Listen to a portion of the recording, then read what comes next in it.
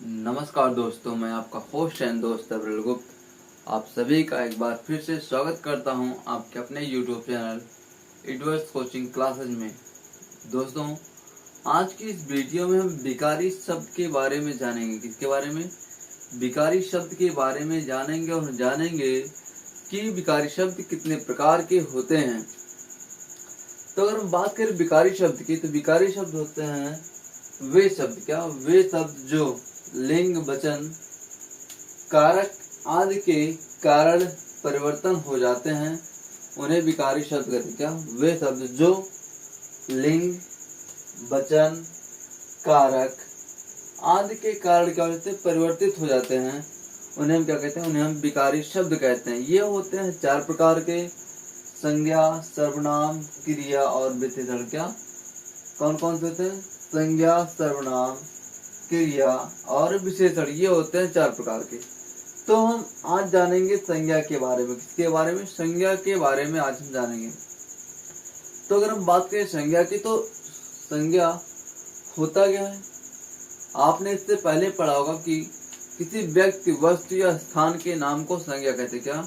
किसी व्यक्ति, वस्तु या स्थान के नाम को संज्ञा कहते हैं। तो आप हमें ये बताओ, क्या इसके अलावा और कोई नाम नहीं होता? अगर मैं व्यक्ति का नाम लूं, जैसे रवि हो गया, वस्तु का नाम लूं, पेन हो गया, ये मेरे पास ही पेन है, स्थान का नाम लूं, दिल्ली हो गया, क्या इन तीनों के अलावा और किसी का नाम नहीं? तो प्राणी, मान लो इसमें जानवर ले लूं, जानवर का नाम हो सकता है। किसी पर्वत का नाम ले लूं, किसी नदी का नाम ले लूं, तो इन तीनों के अलावा तो भी नाम होते हैं। तो जो आप परिभाषा तक पढ़ते आ रहे हैं वो सही तो है, हम नहीं कहेंगे गलत है, लेकिन कुछ हद तक गलत माना जा सकता है। तो हम कहते थे सभी नाम को संज्ञा कहते हैं। क्या? सभी नाम को संज्ञा कहते हैं। मतलब कि इस संसार में जितने भी नाम हैं वे सब क्या होंगे? वे सब संज्ञा होंगे। अगर हम बात करें संज्ञा के प्रकार की, तो संज्ञा 5 प्रकार की होती है। कितने? संज्ञा 5 प्रकार की होती है। व्यक्तिवाचक संज्ञा, जातिवाचक संज्ञा, समूहवाचक संज्ञा, पदार्थवाचक संज्ञा और भाववाचक या द्रव्य भाववाचक या गुणवाचक संज्ञा। क्या? भाववाचक या गुणवाचक संज्ञा। तो इन 5 संज्ञाओं को जानने से पहले आइए हम एक कहानी सुनते हैं। क्या? एक कहानी के माध्यम से 5 संज्ञाओं को समझने का प्रयास करते हैं। जैसे मान लीजिए एक लड़का रोड से जा रहा है और उसे अचानक से कोई लड़की दिख जाती है। क्या? अचानक से कोई एक लड़की दिख जाती है। अब लड़के को उस लड़की का नाम नहीं पता है। लड़के को क्या है? उस लड़की का नाम नहीं पता है, लेकिन लड़के का नाम मान लो कुछ हो सकता है, रामू, श्यामू, कुछ भी मान लो हमने रामू मान लिया। लड़के का नाम क्या है? रामू है, लेकिन लड़की का नाम उसे पता नहीं है। अब लड़की का नाम तो उसे पता नहीं है, तो जब किसी भी चीज की आइडेंटिटी के बारे में नहीं पता होता है, वो होता है हमारा जातिवाचक संज्ञा। क्या? वो होता है जातिवाचक संज्ञा। क्या होता है? जातिवाचक संज्ञा। लेकिन कुछ समय बाद उस लड़के को उस लड़की का नाम पता चल जाता है। मान लो उस लड़की का नाम क्या हो गया? सोनल हो गया। क्या? उस लड़की का नाम हो गया सोनल। तो उसका नाम पता हो गया। जब उसे पता चल गया उस लड़की का नाम, तो उसे हम क्या कह देंगे? उसे हम बोल देंगे, तो हम व्यक्तिवाचक संज्ञा। क्या बोल देंगे? व्यक्तिवाचक संज्ञा। यानी कि जब किसी व्यक्ति का नाम या फिर कोई भी नाम आपको पता चल जाता है तो वो रहता है व्यक्तिवाचक संज्ञा। लेकिन उसके नाम के बारे में नहीं पता रहता है तो हम उसको क्या कहते हैं? उसको हम जातिवाचक संज्ञा कहते हैं। जैसे ठीक अभी लड़के को लड़की का नाम नहीं पता था, तो लड़की एक जाति के बारे में बता रही, लड़की के बारे में, तो हो गया था आपका जातिवाचक। जैसे नाम पता चला वो क्या हो गया? व्यक्तिवाचक। अब समूह क्या होता है? समूह मतलब होता है कुछ लोगों का ग्रुप। क्या? कुछ लोगों का ग्रुप जो होता है, तो उस ग्रुप को हम क्या कहते हैं? समूहवाचक संज्ञा कहते हैं। जैसे हम बोल रहे टीम। क्या? टीम बोल रहे। टीम में क्या होगा? अगर क्रिकेट टीम है तो उसमें 11 प्लेयर हैं, उस 11 खिलाड़ियों के समूह को हम क्या कहते हैं? समूहवाचक संज्ञा। अब पदार्थ होता है। पदार्थ क्या होता है? इस पृथ्वी पर जितनी भी वस्तुएं पाई जाती हैं वे सब क्या होते हैं? पदार्थ होते हैं। जैसे अगर हम बात करें सोना, चांदी और जल, दूध, ये सब क्या है? ये सब है पदार्थवाचक संज्ञा। अब भाववाचक संज्ञा क्या होता है? भाववाचक संज्ञा है जिन्हें हम केवल महसूस कर सकते हैं, उन्हें हम कहते हैं भाववाचक संज्ञा। जैसे ईमानदारी, सजावट, इन्हें इनको महसूस कर सकते हैं। तो जिन्हें महसूस किया जा सकता है उन्हें क्या कहेंगे, हम भाववाचक संज्ञा कहेंगे।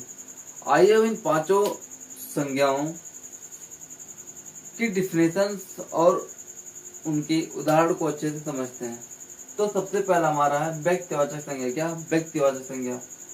जब किसी विशेष व्यक्ति, वस्तु या स्थान का नाम पता चलेगा, फिर हम बोल सकते हैं ऐसा सब जिससे किसी एक का नाम का पता चलता है उसे हम क्या कहते हैं, उसे हम व्यक्तिवाचक संज्ञा कहते हैं। जैसे राम, हिमालय, दिल्ली, गंगा, यमुना, किसी भी चीज का नाम बोल दिया क्या हो जाएगा, वो व्यक्तिवाचक संज्ञा। ठीक। अगला जातिवाचक संज्ञा। जातिवाचक संज्ञा होता है जिस संज्ञा सबसे हमें पूरी जाति या वर्ग का पता चले। क्या? पूरी जाति या वर्ग का पता चलता है उसे हम कहते हैं जातिवाचक संज्ञा। जैसे अब उदाहरण समझते हैं। मैंने कहा लड़का, लड़की, गाय, शिक्षक। अब सर आप सोच सकते हो कि लड़का कैसे हो सकता है जातिवाचक संज्ञा, या फिर लड़की कैसे हो सकता है जातिवाचक संज्ञा। एक उदाहरण समझते हैं। मान लीजिए हम क्लास में बैठे हुए हैं। ठीक। हम क्लास में हैं और क्लास में आए कुछ लड़के हैं और कुछ लड़कियां हैं। ठीक ना? क्या है? कुछ लड़के हैं और कुछ लड़कियां क्लास में बैठे हुए हैं। अब मैं उन्हीं में से किसी एक का नाम लेके बोलूं। मान लो किसी एक लड़के का नाम हो गया विकास। मैं कहूँ विकास आप क्लास से बाहर हो जाओ। तो जब मैंने विकास का नाम लेके विकास को कहा तो क्या पूरे लड़के या पूरी लड़कियां जाएंगी? नहीं, तो पूरे लड़के या लड़की नहीं, केवल विकास ही जाएगा। एक आदमी जा रहा है ना, केवल एक विकास ही जा रहा है। तो विकास क्या हो गया? व्यक्तिवाचक संज्ञा। क्यों हो गया व्यक्तिवाचक संज्ञा? क्योंकि हमने विकास को नाम से बुला दिया। लेकिन मैं अगर नहीं कहता क्लास की लड़कियां बाहर चली जाएं, क्लास की लड़कियां बाहर चली जाएं, तो क्या होता? क्या लड़के भी बाहर जाएंगे? नहीं, तो लड़के बाहर नहीं जाएंगे, क्योंकि लड़कियां आपने कहा तो लड़कियां कहेंगे क्या हुआ? अगर क्लास में 10 बच्चे हैं उसमें से 4 लड़के और 6 लड़कियां हैं तो टोटल 6 लड़कियां बाहर चली जाएंगी। तो जब हमने लड़की कहा तो जितनी लड़कियां थी सब बाहर चली गई। तो लड़कियों से क्या पता चला कि उनके जात का पता चल गया। तो जिससे किसी वर्ग या समूह के जात का पता चलेगा उसे हम क्या कहेंगे? जातिवाचक संज्ञा। आइए समझ में आ गया होगा आपको। ठीक। अगर समझ में आ गया तो आगे देखते समूहवाचक संज्ञा। समूहवाचक संज्ञा क्या होता है? जिस संज्ञा शब्द से समूह का बोध होता है। क्या? जिस संज्ञा शब्द से समूह का बोध होता है उसे हम कहते हैं समूहवाचक संज्ञा।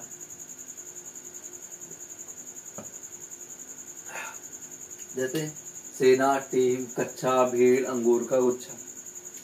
सेना मीन्स क्या होता है? सेना मीन्स होता है जवान। अब जवान तो एक होंगे नहीं, ढेर सारे जवान हो सकते हैं। टीम, अब टीम तो कुछ खिलाड़ियों से मिलकर बनता होगा। जैसे अगर कबड्डी टीम की बात करें तो कबड्डी टीम में 7 खिलाड़ी होते हैं। क्रिकेट टीम की बात करेंगे तो 11 खिलाड़ी होते हैं। ऐसे कक्षा, भीड़ और अंगूर का गुच्छा हो सकता है। ठीक। अगला पदार्थवाचक या द्रव्यवाचक संज्ञा। जिस संज्ञा शब्द से पदार्थ या द्रव्य का बोध होता है उसे हम क्या कहते हैं? उसे हम पदार्थवाचक संज्ञा कह सकते हैं। या फिर ऐसा संज्ञा शब्द जिससे हम किसी एक वस्तु से कोई दूसरी वस्तु बना सकते हैं उसे हम क्या कहते हैं? उसे भी पदार्थवाचक संज्ञा कहते हैं। जैसे सोना, चांदी, दूध, पानी और कुछ हो सकता है जो आप मान लो। ठीक। अगला है भाववाचक या गुणवाचक संज्ञा। जिस संज्ञा शब्द से भाव, गुण या अवस्था का पता चलता है उसे हम कहते हैं गुणवाचक या भाववाचक संज्ञा। या फिर हम दूसरा परिभाषा कर सकते हैं ऐसे संज्ञा जिन्हें हम केवल महसूस कर सकते हैं उन्हें हम क्या कहते हैं? उन्हें हम कहते हैं भाववाचक या गुणवाचक संज्ञा। जैसे ईमानदारी, बचपन, सजावट। ईमानदारी कहीं दिखती है? नहीं दिखती। बचपन को महसूस किया जा सकता है। जवानी, बुढ़ापा, तो ये सब होते हैं हमारे गुणवाचक या भाववाचक संज्ञा। ठीक। तो आई होप आपको ये संज्ञा अच्छे से समझ में आ गया होगा। अगर अच्छे से समझ में आ गया है तो इस वीडियो को ज्यादा से ज्यादा शेयर करें। और यदि आप हमारे YouTube चैनल पर नए यूजर हैं तो हमारे चैनल को सब्सक्राइब करना ना भूलें। प्यारे साथियों, मिलते हैं हम अगले वीडियो में। तब तक के लिए धन्यवाद। पढ़ेगा भारत तो बढ़ेगा भारत। जय हिंद, जय भारत।